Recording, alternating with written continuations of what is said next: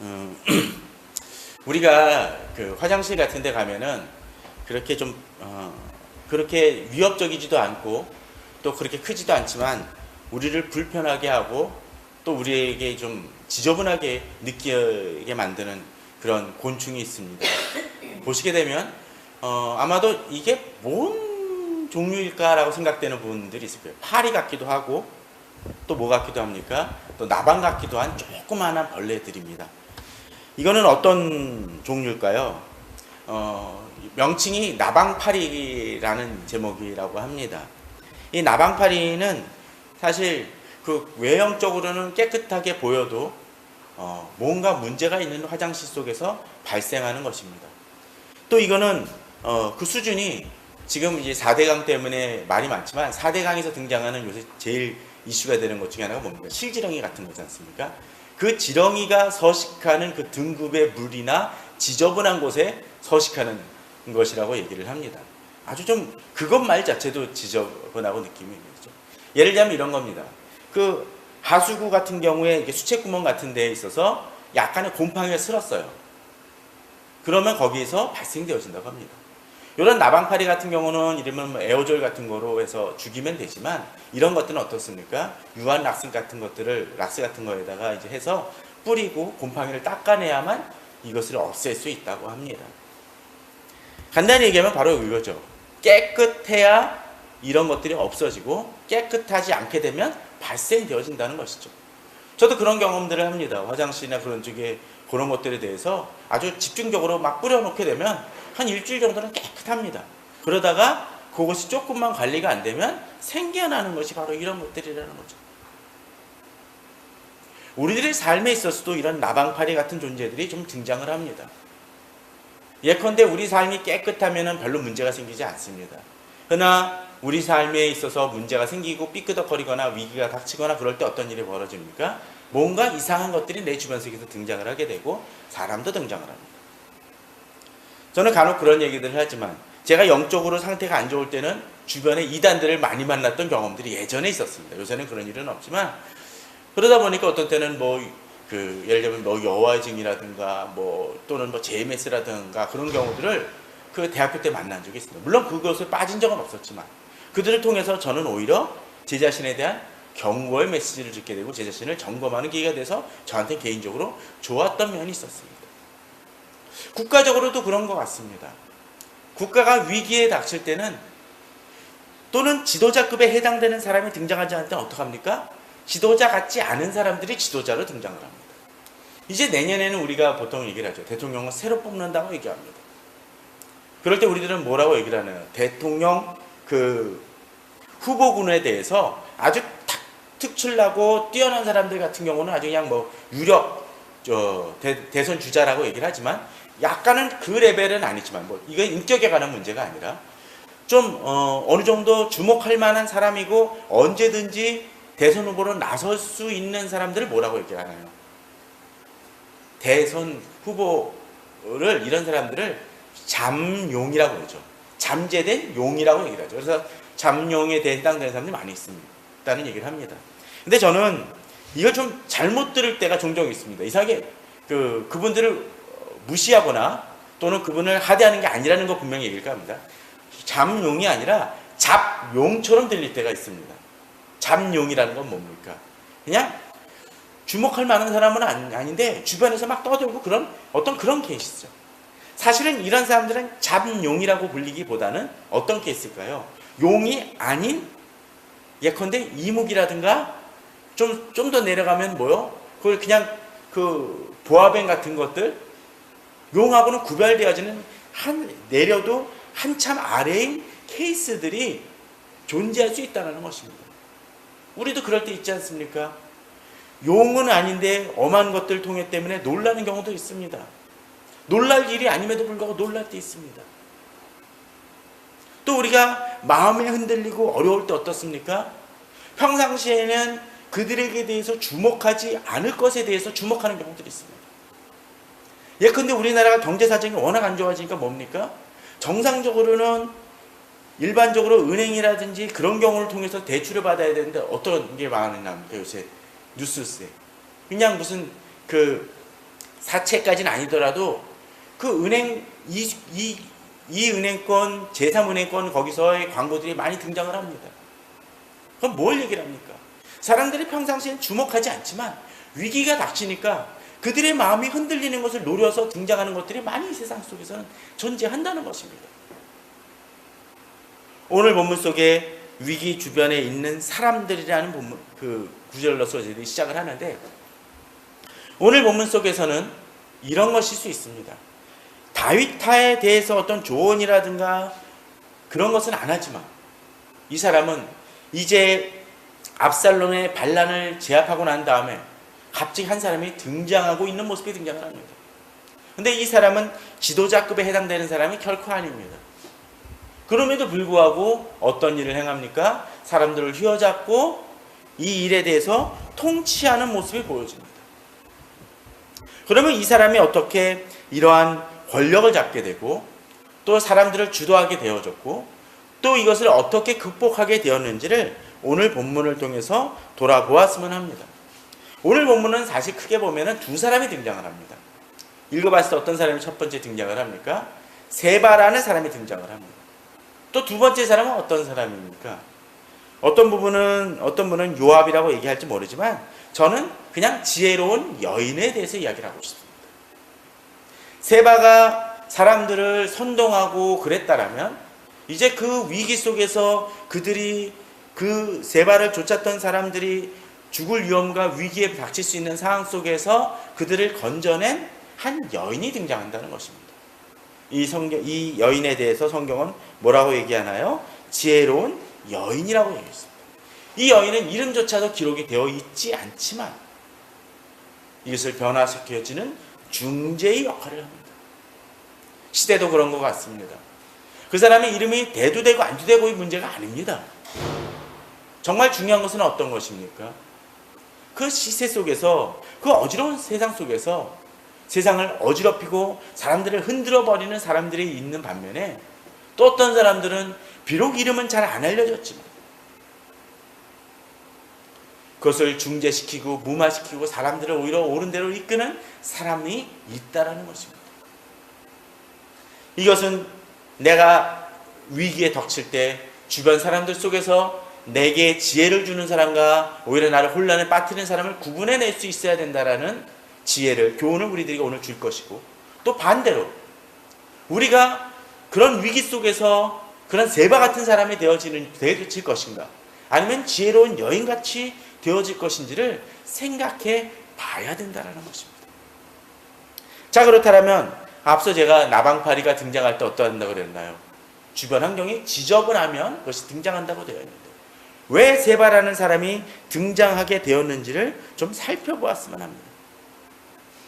첫 번째로 이 세바는 출신을 오늘 본문 20장 1절에 보면 이렇게 얘기를 합니다. 마침 거기에 불량배 하나가 있으니 그 이름은 세바인데 베냐민 사람 비그리의 아들이었더라 라고 되어 있습니다. 자, 본문 속에서 이 사람을 뭐라고 이야기를 해요? 베냐민 사람 비그리의 아들이었다라고 되어 있습니다. 이렇게 어디 출신이라고 얘기할 때는 좀 주목해 볼 필요가 있겠죠. 자, 베냐민 사람 하면 누가 생각이 납니까? 바로 사울 왕입니다. 바로 사울 왕은 다윗 이전에 등장을 했던 사람이고, 또 이것은 어떤 것을 얘기합니까? 곧 다윗이 흔들릴 때 있어서 언제든지 다시 그 옛날 정권을 회복하고자 하는 그 마음이 있을 수 있는 사람들임을 보게 됩니다. 우리는 그런 모습들을 많이 보죠. 우리나라만이 아니라 여러 민족들의 어떤 모습들을, 역사를 그런 보게 되면 어느 왕조가 잘못하게 되면 대부분 사람들은 어떤 걸 얘기를 합니까? 그 이전 사람을 생각하게 되죠. 교회도 그렇습니다. 지금 담임 목사님이 잘못하면 그 이전 목사님을 생각하는 경우들이 많이 있습니다. 바로 그런 것처럼 베냐민 사람 비그리의 아들 세바가 등장을 하니까 사람들은 아마도 이 다윗이 흔들리는 그 상황 속에서 이 예전의 사울의 왕조를 생각했기 때문에 이쪽에게 몰리는 것 같습니다. 또한 어떤 일이 벌어지냐면 두 번째 이것입니다.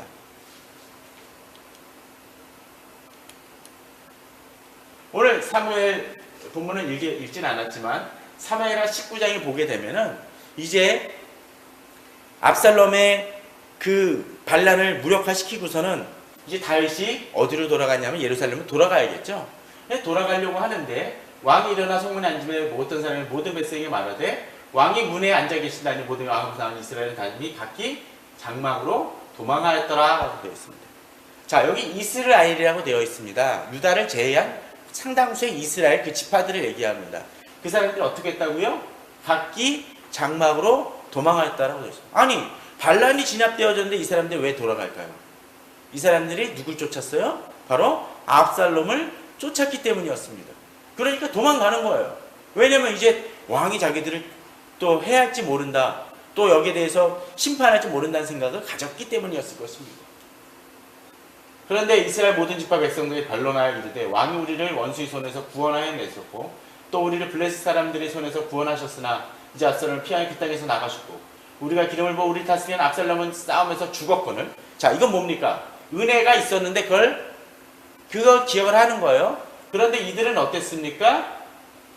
압살롬을 쫓았다는 얘기예요. 그리고 근데 그 압살롬이 어떻게 됐습니까? 싸움에서 죽었어요. 그러니까 이제 어떡합니까? 너희가 어째 왕은 도로 모셔올 일에 잠잠하고 있느냐? 무슨 얘기입니까? 빨리 모시고 와야 된다라는 거예요. 그래야 어떡합니까? 이제 그 왕을 다시 깨닫는 것이기도 하고 또 뭡니까? 이제 자기들이 살 길을 찾는다라는 것이죠. 그런데 이제 이 뒤가 재밌습니다. 다윗 왕이 사독과 아비아달 두 세상의 소식을 전하여 이르되 너희는 유다 장로들에게 말하여 이르기를 되어 있습니다. 왕의 말씀에 온 이스라엘이 왕을 왕궁으로 도로 모셔오자 하는 말이 왕에게 들렸거늘 너희는 어찌하여 왕을 궁으로 모셔오는 일에 나중이 되느냐. 자, 여기서 헷갈리지 마시기 바랍니다. 이스라엘 지파가 있고 여기 또 유다 장로라고 되어 있습니다. 자, 다윗이 어디 지파요? 유다 지파죠. 그 유다 장로들에게 니들이 먼저 앞서라고 얘기합니다. 그리고 어떻게 합니까? 너희는 내 형제와 내 고륙이건을 너희는 어째 왕을 도로 모시는 일에 나중에 되리오 하셨다 하고 라고 되어 있습니다. 무슨 얘기입니까? 유다 왕조들이 그 장로들이 유다 지파들이 먼저 다윗이 예루살렘으로 이끌 수 있도록 우선 그 앞장서라는 얘기입니다. 이것은 사실은 다윗에게 있어서 여러 가지 생각들이 있었을 것입니다. 무슨 얘기냐면 이 일이 지체가 됩니다.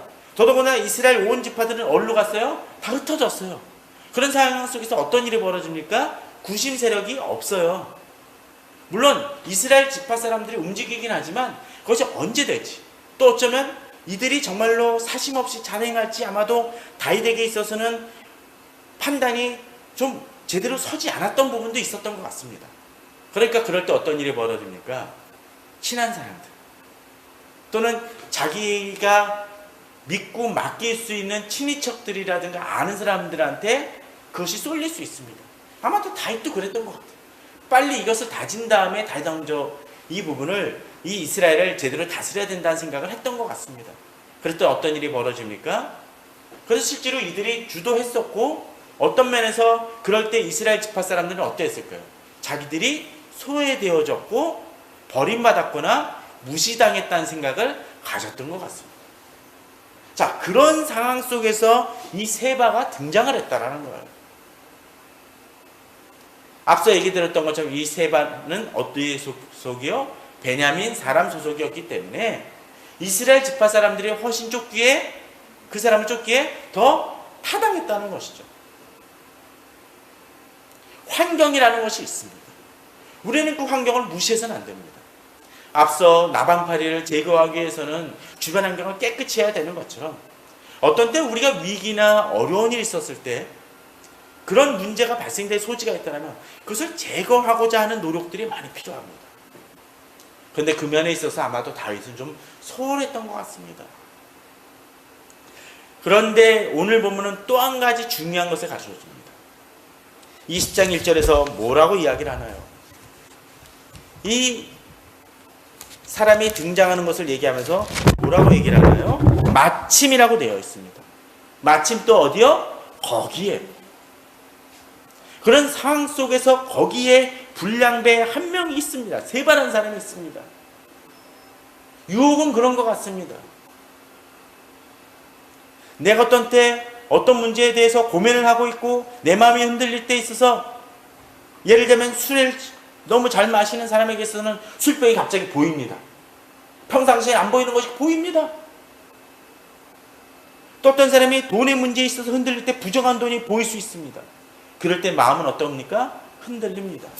그 돈은 어떤 것입니까? 마침이고 거기에 있었습니다. 그런데 문제는 이 사람이 뛰어난 지도자가 아니라 성경은 뭐라고 돼 있어요? 불량배라고 돼 있다는 것입니다. 마침 거기에 있어도 그것이 옳은 것이 아니면 내게 도움이 되는 것이 아니라는 것을 우리는 알아야 됩니다. 우리는 그런 것에 종종 속습니다. 어떤 사람이 내가 무언가를 필요로 할 때 마침 적당한 장소에 내게 그것을 요구하는 사람이 있습니다. 그럴 때 흔들립니다. 그러나 그것이 옳은 것이 아니라면 우리는 다시 한번 생각을 해봐야 됩니다. 마침 거기에 있어도 아닌 건 아니라는 것입니다. 오늘 본문은 바로 그것을 보여주고 있습니다. 그랬더니 이제 어떡합니까? 그런 환경 속에서 이 세바라는 사람이 등장을 하는데, 이 사람은 그래도 지혜로운 사람 중에 하나였습니다. 그 지혜가 나쁜 지혜라 할지라도 어떡합니까? 사람들을 끌어모읍니다. 그리고 어떡합니까? 이제 다윗과는 별개다. 그들이 다윗 장막이 우리에게 무슨 의미가 있냐라고 하면서 결별을 선언해 줍니다. 그리고 사람을 선동하고 모읍니다. 그리고 끌어갑니다.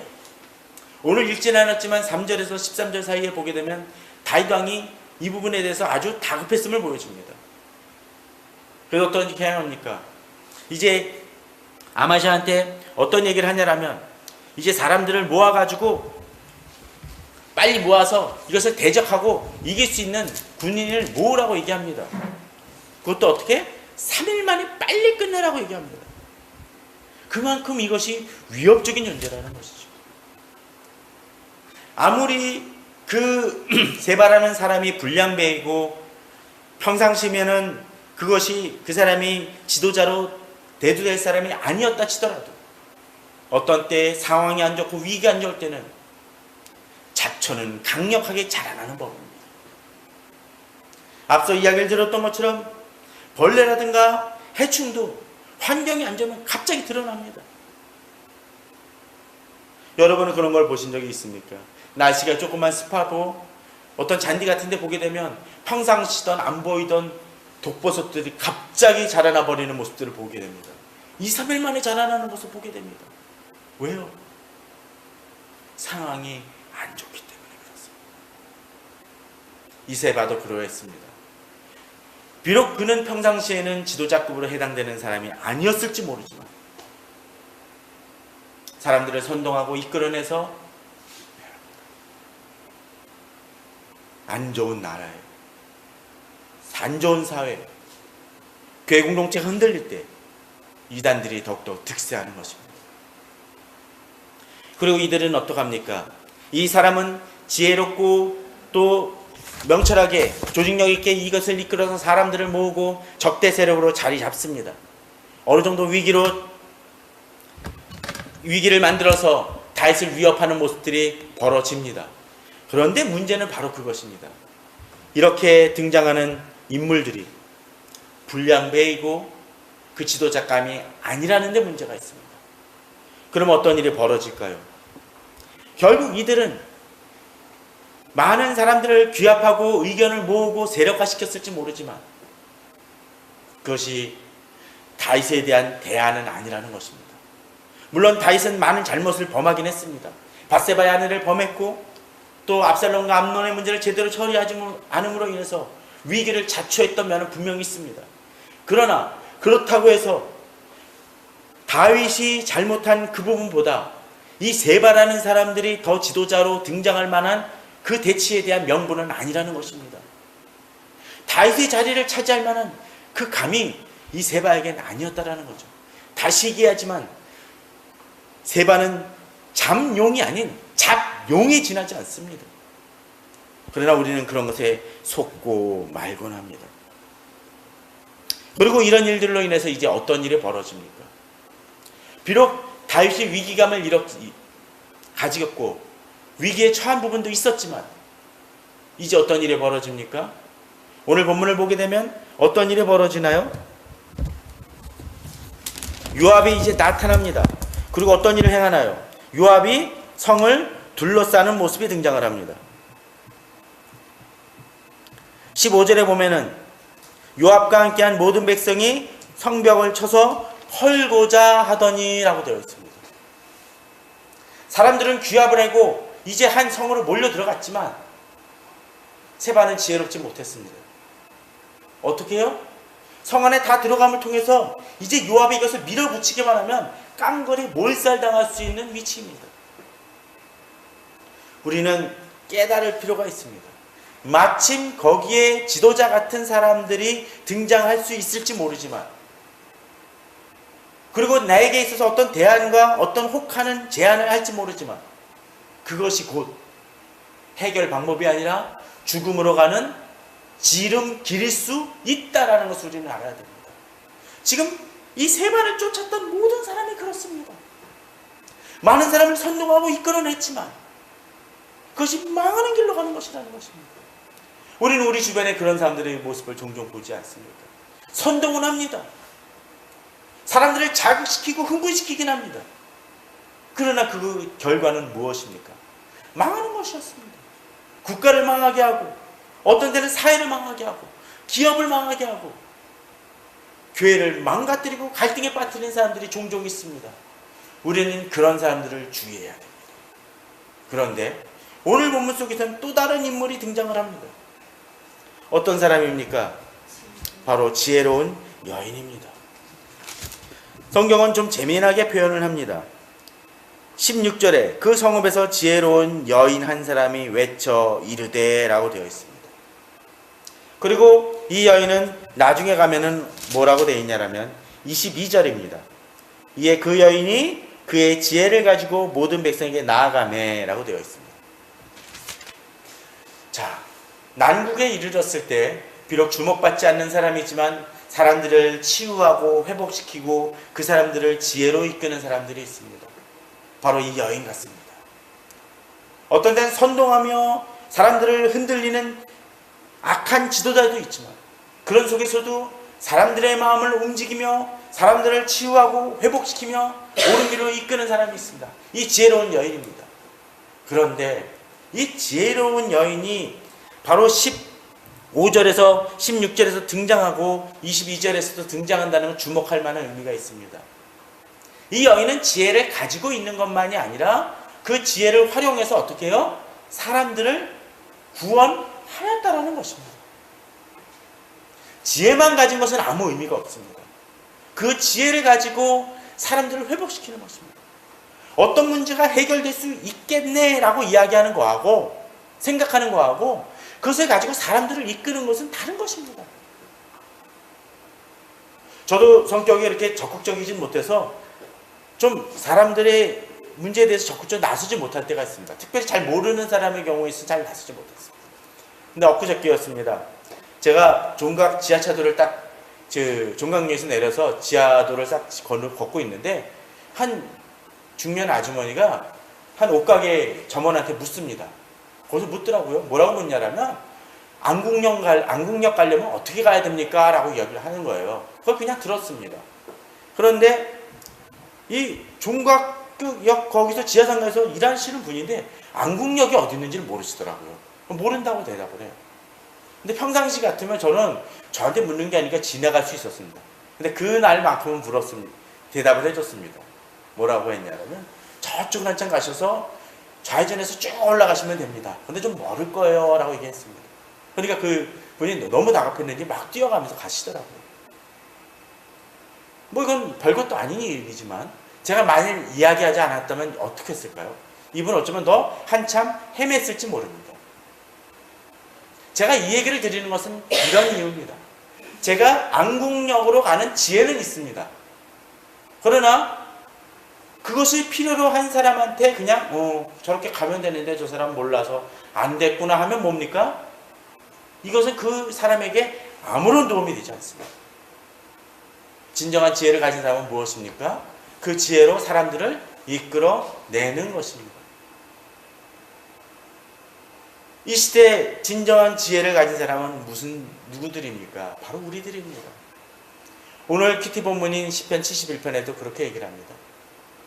왕이 주의 지혜를 가지고 다스리게 해달라는 얘기를 합니다. 세상의 지혜가 아닙니다. 어떤 지혜? 주의 지혜입니다. 하나님의 지혜라는 것이죠. 이 시대의 문제는 바로 그것입니다.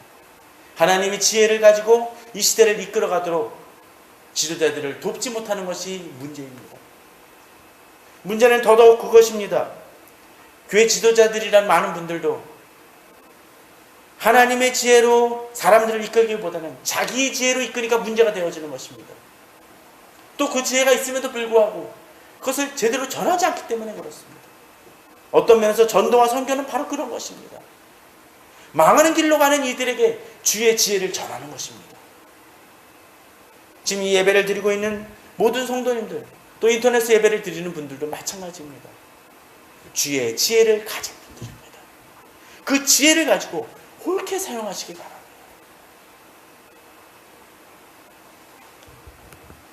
이 여인이 이 문제를 어떻게 해결을 합니까? 16절을 다시 보겠습니다. 지혜로운 여인이 한 사람이 외쳐 이르되 들을지어다 들을지어다. 매번 얘기를 드리죠. 본문이 반복이 되면 뭐라고요? 강조라는 얘기를 했습니다. 이 여인이 얼마나 다급하면 이제 몰려와서 성벽을 하려고 하는 바로 위기 상황입니다. 그러니까 어떻게 행합니까? 거기서 말하고 있는 것입니다. 들을지어다 들을지어다. 제발 들으라는 얘기죠. 이 여인만 보면은 그것이 한쪽만 입장이라고 생각할 수 있는데, 자 20절에 보십시오. 요압이 대답하여 이르되 뭐라고 얘기합니까? 결단코 그렇지 아니하다. 결단코 그렇지 아니하다. 사실 곰곰이 생각을 해보십시오. 우리가 세바가 사람들을 이끌고 성 안에 들어갔을 때, 그리고 이 여인이 말하기 전까지 어떤 말이 등장합니까? 대화가 등장을 합니까? 하나도 등장하지 않습니다. 대치할 뿐이고 이것이 곧 쳐서 무너뜨리고자 하는 일들만 있을 뿐입니다. 자, 그런데 이제 그 물꼬를 트는 게 누구요? 바로 이 여인이라는 것입니다. 어떤 때 그럴 때가 있습니다. 대화만 시작하면 뭔가 물꼬만 트면 해결될 일인데 사람들이 그렇지 않을 때가 있습니다. 물론 대화나 하더라도 뭡니까? 욕을 하거나 상대방을 비방하는 일들만 합니다. 정작 사람들에 대한 이해와 소통에 대한 부분들이 부재한 경우들이 있습니다. 교회도 그렇습니다. 국회도 그렇습니다. 주변 사회도 그렇습니다. 대화해야 될 때 그 대화의 물꼬를 트는 사람이 없어서 망하는 길로, 서로 싸우는 길로 나아가는 그런 모습들이 우리 주변에 많이 있습니다. 오늘 본문에 어떤 일이 벌어집니까? 이 지혜로운 여인은 그 지혜를 가진 것을 가지고 요압을 찾음을 통해서 물꼬를 틉니다. 그리고 어떻게 합니까? 요압을 통해서 이제 그들이 원하는 것이 그저 이 성벽을 망치고 허는 데 목적이 있음을 알게 되고, 그것을 사람들이 어떻게 합니까? 깨닫게 해서 그 사람들은 어떻게 하죠? 되돌이켜 이 사람들을 구원해서 누구만? 세바의 머리만 제거해서 세바만 죽여서 요압에게 던짐을 통해서 이제 그 적대 세력을 해결하는, 문제를 해결하는 것으로서 이 여인은 이끌어냅니다. 모든 사람이 죽을 이유가 하나도 없었다라는 것이죠. 자, 어떤 사람이 암에 걸렸다고 해서 그 위암이면 위를 그냥 모두 다 도려내는 사람은 없습니다. 어떡하죠? 위암에 걸린 그 암세포가 있는 부분만을 최소한으로 도려내고자 하는 것이 목적입니다. 어리석은 의사가 있어서 위암에 걸렸습니다. 딱 제거하고 보니까 이거 간이네요. 또 도려냈더니 이거 폐네요 라고 하는 사람은 아무도 없습니다. 뭐만? 위암. 그 위암 중에서 암에 걸린 부분만을 도려내려고 최선을 다합니다. 다른 거 도려내면 뭡니까? 의료사고죠. 그러면 의료사고 때문에 어떤 일이 벌어지나요? 사람이 죽죠. 가끔 그런 경우 있죠. 왼쪽 폐가 문제인데 오른쪽 폐 잘라내가지고 문제됐다는 얘기 가끔 나옵니다. 코미디 같지만 그런 일이 벌어집니다. 그러면 어떤 일이 벌어집니까? 이 사람 죽을 위험이죠. 이 모든 공동체가 죽을 수 있는 위기를 건져냅니다. 이것은 이 여인은 단순히 이 성벽 안에 있었던 사람들만 구원하는 것이 아니라 바로 다윗 왕조도 살려내는 놀라운 일들로 쓰여집니다. 비록 이 여인은 이름도 기록되어지지 않고 그저 지혜로운 여인이라 적혀있지만 이스라엘과 유다를 건진 위대한 여인입니다. 저는 우리 성도님들이 그런 분들이 되어지길 바랍니다. 가정 속에서, 교회 속에서, 이 사회 속에서. 세상 사람들은 선동을 즐겨합니다. 그것이 더 멋있어 보여요. 그러나 진정 이 시대를 구원하는 것은 선동이 아닙니다. 마침 거기에 불량배 같은 사람이 있었다 할지라도 그 사람이 불량배이면 불량배일 뿐입니다. 저는 우리 성도님들이 역시 여러 가지로 위기에 있을 수도 있다고 봅니다. 그 속에서도 들어야 할 지혜를 듣길 바랍니다. 내 감정과 내 충동이 아니라 그저 내 지금 만족을 위한 것이 아니라 진정으로 깨달아야 될 것을 깨닫고 들어야 할 지혜를 들음을 털 때 그 지혜는 나를 건집니다. 오히려 어쩌면 가장 먼저 그 지혜를 들었어야 될 사람은 세바였을지 모릅니다. 그러나 그는 그 지혜를 듣기 전에 먼저 나아갔고 결국은 망하는 길로 갑니다. 당장은 이길 것 같았지만 그는 결코 이길 수 없는 사람이었습니다. 오늘 점점 이 사회적으로나 여러 가지 면에서 위기 같은 상황 속에서 살아가고 있는 우리 성도님들, 진정으로 선동이 아니라 주님의 지혜로서 이 세상을 이겨나가고 자신만 구원하는 것이 아니라 이 세상을 구원하며 화해시키고 중재시키는 모든 성도님들 되시기를 주님의 이름으로 축원합니다. 다 같이 기도하시겠습니다.